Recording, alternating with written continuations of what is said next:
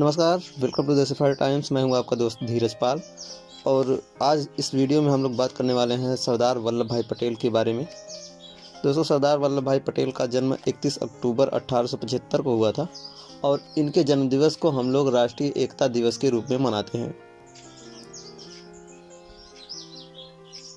ये इनके प्रारंभिक जीवन के बारे में बात करते हैं तो सबसे पहले बता दें आपको कि सरदार वल्लभ भाई पटेल एक कृषक परिवार से थे, जिनमें 4 बेटे थे। एक साधारण मनुष्य की तरह इनका भी जीवन था।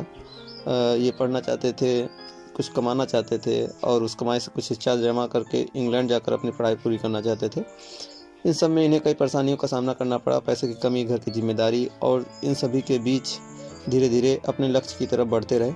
शुरुआती दिनों में इन्हें घर के लोग नकारा समझते थे। इन्हें लगता था कि इनके घर वालों को लगता था कि ये कुछ कर नहीं सकते। इन्होंने 22 साल की उम्र में मैट्रिक की परीक्षा पास की और कई सालों तक घर वालों से दूर रहकर अपनी वकालत की पढ़ाई की, जिसके लिए उन्हें उधार किताबें लेनी पड़ती थी और इसके दौरान नौकरी भी की और परिवार का पालन भी किया। एक साधारण मनुष्य की तरह ये ज़िंदगी से लड़ते लड़ते आगे बढ़ते रहे, इस बात से बेखबर कि ये देश के लौह पुरुष कहलाने वाले हैं। दोस्तों, इंग्लैंड जाकर इन्होंने 36 महीने की पढ़ाई की और 36 महीने की पढ़ाई को इन्होंने 30 महीने में पूरा किया। इस वक्त इन्होंने कॉलेज में टॉप किया था। इसके बाद अपने देश लौटकर अहमदाबाद में एक सफल एवं प्रसिद्ध बैरिस्टर के रूप में कार्य करने लगे। इंग्लैंड से वापस आए, इसलिए उनकी चाल ढाल बदल चुकी थी। वे सूट बूट यूरोपियन स्टाइल में कपड़े पहनने लगे थे। इनका सपना था ये बहुत पैसे कमाएं और अपने बच्चों को एक अच्छा भविष्य दें, लेकिन नियति इनका भविष्य तय कर रखी थी। गांधी जी के विचारों से प्रेरित होकर इन्होंने सामाजिक बुराई के खिलाफ अपनी आवाज़ उठाई, भाषण के जरिए लोगों को एकत्र किया। इस प्रकार रुचि ना होते हुए भी धीरे धीरे सक्रिय राजनीति का हिस्सा बन गए। दोस्तों, स्वतंत्रता संग्राम में वल्लभ भाई पटेल के महत्वपूर्ण योगदान रहे हैं। पहले तो स्थानीय कार्य किया इन्होंने। स्थानीय यानी गुजरात के रहवासी वल्लभ भाई पटेल ने सबसे पहले अपने स्थानीय क्षेत्रों में शराब, छुआछूत एवं नारियों के अत्याचार के खिलाफ लड़ाई लड़ी। इन्होंने हिंदू मुस्लिम एकता को बनाए रखने के लिए पुरजोर कोशिश की। उसके बाद आता है 1917 का खेड़ा आंदोलन। 1917 में गांधी जी ने वल्लभ भाई पटेल से कहा कि वे खेड़ा के किसानों को एकत्र करें और उन्हें अंग्रेजों के खिलाफ आवाज़ उठाने के लिए प्रेरित करें। उन दिनों बस कृषि ही भारत का एक सबसे बड़ा आय का साधन था, लेकिन कृषि हमेशा ही प्रकृति पर निर्भर करती आई है। वैसा ही आलम था। 1917 में जब अधिक वर्षा के कारण किसानों की फसल बर्बाद हो गई, लेकिन अंग्रेजी हुकूमत ने विधिवत कर लेना चालू रखा। इस विपदा को देखकर वल्लभ भाई पटेल ने गांधी जी के साथ मिलकर किसानों को कर ना देने के लिए वादा किया और अंत में अंग्रेजी हुकूमत को भी हामी पड़नी पड़ी कि चलो ठीक है, अब कर नहीं लेंगे। और यह सबसे पहली बड़ी जीत थी, जिसे खेड़ा आंदोलन के नाम से याद किया जाता है। तो सरदार वल्लभ भाई पटेल ने गांधी जी के हर आंदोलन में उनका साथ दिया। इन्होंने उनके पूरे परिवार में अंग्रेजी कपड़ों का बहिष्कार किया और खादी को अपनाया। समझ लीजिए, ये अपने सूट बूट को त्याग दिए और ये ही नहीं, इनके पूरे परिवार ने भी जो है खादी वस्त्र का उपयोग किया। तो कैसे मिला सरदार पटेल को नाम सरदार का ना, इस बारे में जानते हैं। इस बुलंद आवाज़ के नेता सरदार वल्लभ भाई पटेल ने बारडोली में सत्याग्रह का नेतृत्व किया। यह सत्याग्रह 1928 में साइमन कमीशन के खिलाफ किया गया था। इसमें सरकार द्वारा बढ़ाए गए कर का विरोध किया गया और किसान भाइयों को एक जो है ब्रिटिश वायसराय को किसान भाइयों के आगे झुकना पड़ा। इस बारडोली सत्याग्रह के कारण पूरे देश में वल्लभ भाई पटेल का नाम प्रसिद्ध हो गया और लोगों में उत्साह की लहर दौड़ पड़ी। इस आंदोलन की सफलता के कारण सरदार वल्लभ भाई पटेल को बारडोली के लोग सरदार कहने लगे। सरदार की उपाधि किसने दी भाई? जो है बारडोली के लोगों ने 1928 में, जब इन्होंने जो है बारडोली सत्याग्रह किया। तो स्थानीय लड़ाई से फिर देश की लड़ाई में शामिल हो गए। उसके बाद ये असहयोग आंदोलन, स्वराज आंदोलन, दांडी यात्रा, भारत छोड़ो आंदोलन, इन सभी में जो है इनकी अहम भूमिका थी। अंग्रेज़ों की आंखों में इसलिए ये खटकने वाले सेनानी थे। 1923 में जब गांधी जी जेल में थे तब इन्होंने नागपुर में सत्याग्रह आंदोलन का नेतृत्व किया था। इन्होंने अंग्रेजी सरकार के द्वारा राष्ट्रीय ध्वज को बंद करने के खिलाफ भी आवाज़ उठाई। इसके लिए अलग अलग प्रांतों से लोगों को इकट्ठा कर मोर्चा निकाला और इस मोर्चे के कारण अंग्रेज सरकार को झुकना पड़ा और उन्होंने कई कैदियों को जेल से रिहा भी कराया। तो आज़ादी के पहले जो है इन्होंने बहुत महत्वपूर्ण कार्य किए। तो जब इनकी लोकप्रियता बढ़ती जा रही थी, इन्होंने लगातार नगर के चुनाव जीते। 1922, 1924, 1927 में अहमदाबाद के नगर निगम के अध्यक्ष के रूप में चुने गए। 1920 के आसपास के दशक में पटेल ने गुजरात कांग्रेस को ज्वाइन किया और जिसके बाद वे 1945 तक गुजरात कांग्रेस के अध्यक्ष बने रहे। 1932 में इन्हें भारतीय राष्ट्रीय कांग्रेस का अध्यक्ष बना दिया गया। इन्हें कांग्रेस में सभी बहुत पसंद करते थे। उस वक्त गांधी, नेहरू और सरदार के पटेल नेशनल पार्टी के मुख्य चेहरा थे, नेशनल कांग्रेस पार्टी के। तो आज़ादी के बाद वे देश के गृह मंत्री और उप प्रधानमंत्री चुने गए। वैसे सरदार पटेल प्रधानमंत्री के प्रथम दावेदार थे। उन्हें कांग्रेस पार्टी के सर्वाधिक वोट मिलने के पूरे आसार थे, लेकिन गांधी जी ने उन्हें इस सब की दौड़ से पीछे रखा था। तो अब दोस्तों हम लोग जानते हैं जब आज़ादी मिल चुकी 15 अगस्त 1947 को, तो उसके बाद क्या हुआ। उसके बाद देश की हालत बहुत गंभीर थी। पाकिस्तान के अलग होने के साथ से कई लोग बेघर हो गए थे। उस वक्त रियासत होती थी, जैसा कि अंग्रेज़ों ने कहा था कि हम लोगों के जाने के बाद जो भारत जैसा था पहले वैसे ही हो जाएगा। तो सब अलग अलग रियासत थी जिन्हें भारत में मिलाना बहुत ज़रूरी था। यह कार्य बहुत ही कठिन था। कई वर्षों की गुलामी के बाद कोई भी राजा अब किसी भी तरह की अधीनता के लिए तैयार नहीं था, लेकिन वल्लभ भाई पर सभी को यकीन था। उन्होंने ही रियासतों को राष्ट्रीय एकीकरण के लिए बाध्य किया और बिना किसी युद्ध के रियासतों को देश में मिलाया। दोस्तों आज के ज़माने में देखा जाए तो हम अपने परिवार को एक नहीं कर पाते, तो पूरे देश को एक करने की बात आप सोच भी कैसे सकते हैं। सोचिए कितना बड़ा योगदान रहा उनका। जम्मू कश्मीर, हैदराबाद और जूनागढ़ के राजा इस समझौते के लिए तैयार नहीं थे। इनके खिलाफ सैन्य बल का उपयोग करना पड़ा और आखिरकार ये रियासतें भी भारत में आकर मिल गई। इस प्रकार वल्लभ भाई पटेल की कोशिशों के कारण बिना रक्त बहे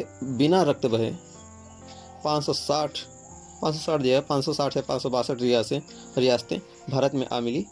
रियासतों को भारत में मिलाने का यह कार्य 1947 के महज कुछ महीनों में ही पूरा हो गया।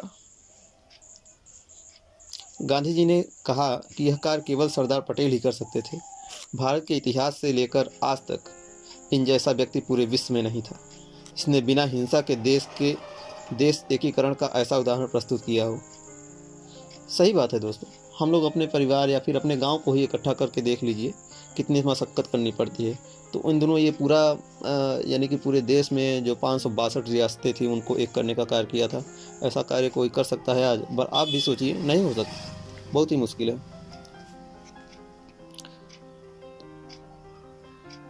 समाचार पत्रों में इनकी तुलना बड़े बड़े महान लोगों से की जाने लगी थी।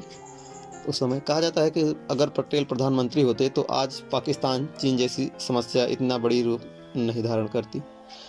लेकिन पटेल की सोच इतनी परिपक्व थी कि वे पत्र की भाषा पढ़कर ही सामने वाले के मन के भाव समझ जाते थे। उन्होंने कई बार नेहरू जी को चीन के लिए सतर्क किया, लेकिन नेहरू ने कभी इनकी सुनी ही नहीं और उसका जो परिणाम हुआ, भारत और चीन का युद्ध 1962 में हुआ था। तो दोस्तों पॉलिटिकल करियर इनका देखें तो 1917 में बोरसाद में एक स्पीच के जरिए उन्होंने लोगों को जागृत किया और गांधी जी की स्वराज के लिए उनकी लड़ाई में सहमति पत्र पर हस्ताक्षर करने के लिए प्रेरित किया।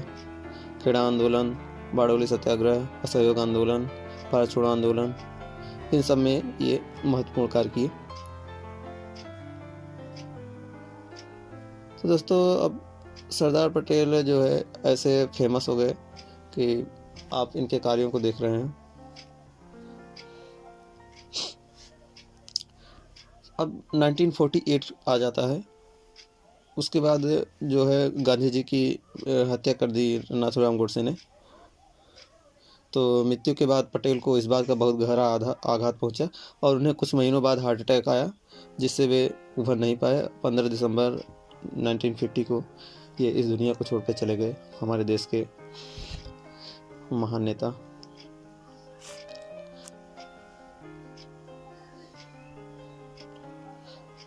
सरदार वल्लभ भाई पटेल राष्ट्रीय सम्मान 1991 में इन्हें भारत रत्न का सम्मान दिया गया।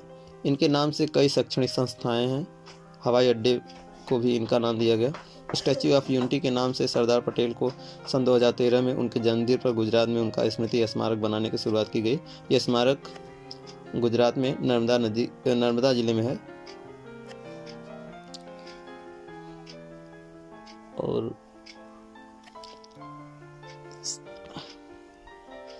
तो इस सरदार वल्लभ भाई पटेल के जीवन से यह बात सामने आती है कि मनुष्य महान बनकर पैदा नहीं होता। उनके प्रारंभिक जीवन को जानने के बाद हम कह सकते हैं कि यह आप और हम जैसे ही व्यक्ति एक थे, जो रुपया पैसा और एक सुरक्षित भविष्य की चाह रखते थे, लेकिन कर्म के पथ पर आगे बढ़ते बढ़ते बैरिस्टर वल्लभ भाई पटेल, सरदार पटेल, लौह पुरुष वल्लभ भाई पटेल बन गए। सरदार पटेल ने राष्ट्रीय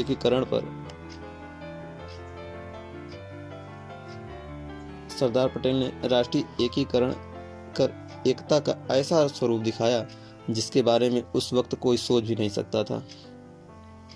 उनके इसी कार्य एवं सोच के कारण उनके जन्मदिवस को राष्ट्रीय एकता दिवस का नाम दिया गया। दोस्तों, वो कहते थे कभी कभी मनुष्य की अच्छाई उसके मार्ग में बाधक बन जाती है और कभी कभी क्रोध ही सही रास्ता दिखाता है। क्रोध ही अन्याय के खिलाफ आवाज़ उठाने की ताकत देता है। यानी कि डर का सबसे बड़ा कारण विश्वास में कमी है। सरदार पटेल अहिंसा जो की परिभाषा क्या देते हैं, जिनके पास शस्त्र चलाने का हुनर है लेकिन फिर भी वे उसे अपने म्यान में रखते हैं, असल में वे अहिंसा के पुजारी हैं। कायर अगर अहिंसा की बात करते हैं तो वह व्यर्थ है। उन्होंने कुछ और भी चीज़ें कहीं, जिस काम में मुसीबत होती है उसे ही करने का मज़ा है। जो मुसीबत से डरते हैं वे योद्धा नहीं, हम मुसीबत से नहीं डरते। फालतू मनुष्य सत्यानाश कर सकता है, इसलिए सदैव कर्मठ रहें, क्योंकि कर्मठ ही ज्ञानेंद्रियों पर विजय प्राप्त कर सकता है। तो ये थे सरदार वल्लभ भाई पटेल के द्वारा कहे गए कुछ अनमोल वचन, जो हमें एक सफल जीवन के पथ दिखाते हैं। और महानतम व्यक्ति के बोल महज शब्द जाल नहीं होते, उनमें अनुभवों की विशालता एवं गहराई होती है जो मनुष्य के जीवन को सही दिशा देती है। तो आज उनकी जयंती पर हम उन्हें विनम्र श्रद्धांजलि अर्पित करते हैं और सतत नमन करते हैं। दोस्तों, चलो बात करते हैं स्टैच्यू ऑफ यूनिटी की। तो स्टैच्यू ऑफ यूनिटी 31 अक्टूबर 2013 को शिलान्यास रखा गया। इसकी ऊंचाई 208 मीटर यानी कि 282 फीट है। 3000 करोड़ लागत की 3000 करोड़ रुपए की लागत से बना, $438 मिलियन, 182 मीटर 597 फीट इसकी लंबाई है और 31 अक्टूबर 2018 को उसका उद्घाटन किया गया। तो दोस्तों, अब बात करते हैं अपने समाज की। दोस्तों, हमारे समाज को भी एक ऐसे ही लीडर की ज़रूरत है जो सारी पार्टियां बिखरी हुई हैं, सारे लोग बिखरे हुए हैं एक दूसरे से, जो हमारी उपजातियां हैं सब एक दूसरे से बिछड़ी हुई हैं, सब एक दूसरे का सम्मान नहीं करना जानते, एक दूसरे को नीचा दिखाने पे तुले हुए हैं। हमारे समाज के जितने भी संगठन हैं वो सब भी ऐसा कर रहे हैं। तो कहीं ना कहीं हमारे समाज को भी एक ऐसे मुखिया की ज़रूरत है, एक ऐसे नेता की ज़रूरत है जो कि सरदार पटेल जैसा हो, जिन्होंने उस समय 562 रियासतों को एक करने का महत्वपूर्ण कार्य किया। तो हमारे समाज में कोई ऐसा अगर हो तो आप लोग सुझाएं ज़रूर और कमेंट में नाम लिखकर बताएं कि वह ऐसा कौन हो सकता है। और ज़रूरत पड़ने पर हम उनसे रिक्वेस्ट भी करेंगे कि आप आगे आइए और सबको एक करने का प्रयास कीजिए। क्योंकि देखिए, इसमें लोग कहते हैं कि हम जातिवादिता को बढ़ावा दे रहे हैं, लेकिन समस्या ये है कि लोग ये भी नहीं सोचते कि वो लोग जिन्होंने अपना जो परचम लहरा रहे हैं पार्टी का, वो लोग पहले क्या किए। पहले तो उन्होंने जातिवादिता की, अपने जो जातियां हैं उनको एक की, ठीक। तो एक करने के बाद जो है, जब वो प्रभाव में आ गए तो एक से तो काम चल नहीं सकता, फिर जाके उन्होंने अनेकता में अपना कदम बढ़ाया, ठीक। फिर यूनिटी पे आ गए कि सब एक जैसे हैं, हम लोग जातिवादिता को बढ़ावा नहीं दे रहे हैं। ठीक उसी प्रकार जैसे कि कार्बन फ्री कंट्री जो है, अमेरिका पहले तो खूब कार्बन प्रोड्यूस किए, ठीक, और अमेरिका जैसे जो विकसित देश, और अब जो है विकासशील देशों को बाधित कर रहे हैं कि आप जो है कार्बन फ्री कंट्री बनिए जल्दी से जल्दी। तो भाई क्यों बने हम जल्दी से जल्दी? आपने, जब आपका नंबर था तो आपने तो बहुत सारा कार्बन प्रोड्यूस कर दिया, और अब आप हम जैसों को कह रहे हैं कि आप कार्बन मत प्रोड्यूस कीजिए, जो है इन्वायरमेंट को प्रभाव पड़ रहा है। तो इंडिया ने भाई तो सीधे सीधे कर दिया कि जो अपना 1950 तक का जो प्रोग्राम था 1970 पर जो है बढ़ा दिया 1970 तक, सॉरी 2070 तक, और 2050 तक था इससे पहले। तो 2070 तक कार्बन फ्री देश होने का जो है प्रस्ताव रख दिया। तो कहने का मतलब ये कि जब आपका नंबर था तब तो आपने जाति जाति कर लिया, और अब जब हमारा नंबर आया तो आप ये कह रहे हैं कि हम लोग जातिवादिता को बढ़ावा दे रहे हैं। तो देखिए, शुरुआत कहीं से करना पड़ेगा, यहीं से करना पड़ेगा, क्योंकि इन्होंने जैसे किया भाई, पहले तो खुद संगठित हो जाओ, उसके बाद दूसरे लोग आपका सपोर्ट करेंगे। तो वो चीज़ें हमें भी करनी पड़ेंगी, और जितनी जल्दी हो जाए उतना ही सही है। क्योंकि देखिए, हम लोग समाज में जो ये भ्रांतियाँ चल रहे हैं, जातिवादिता, ये सब, इन सब की दौड़ में बहुत पीछे हो जा रहे हैं। आज हर युवा जागरूक है, हर लोग जागरूक हैं। अगर आप जातिवादिता करेंगे तो लोग कहीं ना कहीं कहेंगे कि सही बात है कि आप जातिवाद कर रहे हैं। तो पहले जागरूकता इतना नहीं थी, तो उस हिसाब से उन लोगों ने चालाकियाँ की, उनमें उनके समाज में ऐसे लोग रहे जो इसमें आगे आए। तो हम लोग काफ़ी पीछे चल रहे हैं, फिर भी प्रयास ये होना चाहिए कि जल्दी से जल्दी हो जाए, 1 साल 2 साल। फिर भी हमारे समाज में काफ़ी जागरूकता आई है, और लोग एक दूसरे का सपोर्ट करेंगे। जरूरी नहीं है कि वो पहले वो भी दूसरी पार्टियों में हुआ करते थे, अभी भी जैसे हमारे समाज के लोग दूसरी पार्टियों की जो है गुलामी तो नहीं कहेंगे, फिर भी मतलब उनका जहाँ फ़ायदा है वो वहाँ है।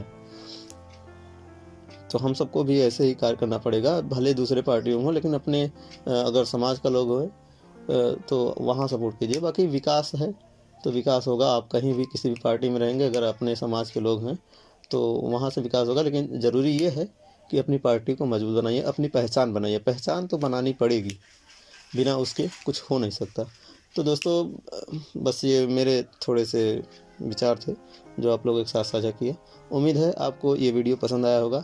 Thank you for listening, thank you for watching, have a nice day,